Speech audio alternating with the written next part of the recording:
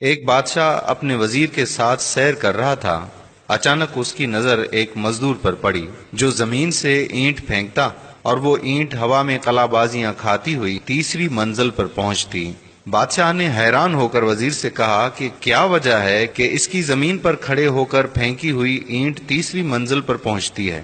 کیا یہ اتنا طاقتور ہے؟ وزیر نے بادشاہ سے عرض کیا کہ حضور، اس میں طاقت کے ساتھ ساتھ ایک اور عمل کار فرما ہے، اگر جان کی امان پاؤں تو عرض کروں؟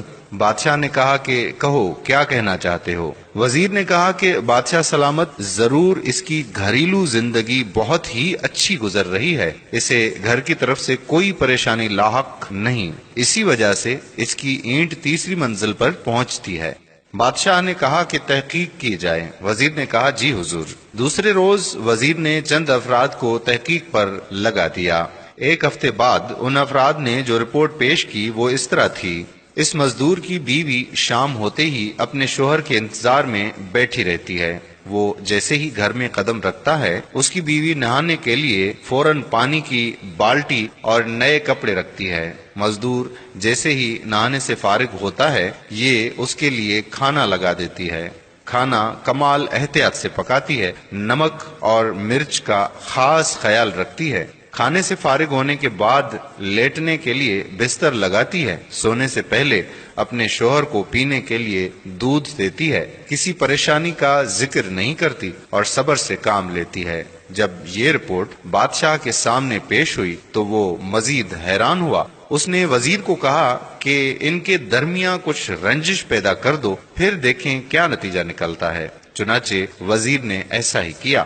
وزیر نے کسی طریقے سے اس کی بیوی کے کانوں میں یہ خبر پہنچا دی کہ تمہارے شوہر کے چند دوسری عورتوں سے ناجائز تعلقات ہیں۔ بس پھر کیا تھا، شام کو مزدور جوں ہی گھر پہنچا تو کیا دیکھتا کہ نہ تو نہانے کے لیے پانی کی بالٹی ہے، نہ ہی کھانے کا انتظام ہے، اور نہ ہی سونے کے لیے بستر۔ اس نے بیوی سے وجہ پوچھی تو وہ لڑنے کو دوڑی۔ مزدور نے بہت صفائی پیش کی لیکن بیوی تھی کہ میں نہ مانوں۔ غرض چند دن یہ قصہ یوں ہی چلتا رہا۔ ایک دن وزیر نے بادشاہ کو کہا کہ بادشاہ سلامت، ہم سیر پر چلتے ہیں اور اس مزدور کی حالت دیکھتے ہیں۔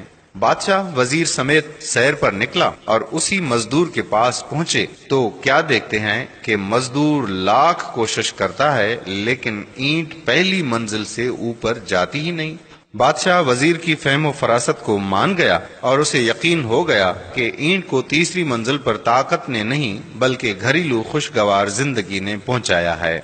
اس قصے سے یہ ثابت ہوتا ہے کہ اگر کسی کی ازدواجی زندگی پرسکون ہے تو وہ زندگی میں کامیابیاں حاصل کرتا ہے۔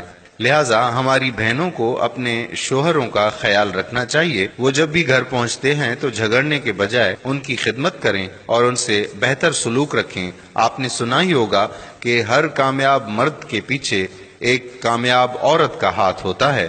مرد کی کامیابی عورت کی کامیابی ہوتی ہے، لہٰذا ہماری بہنوں کو یہ بات سمجھ لینی چاہیے کہ اگر آپ کے شوہر کی کامیابی ہوگی تو یہ آپ کی ہی کامیابی ہے۔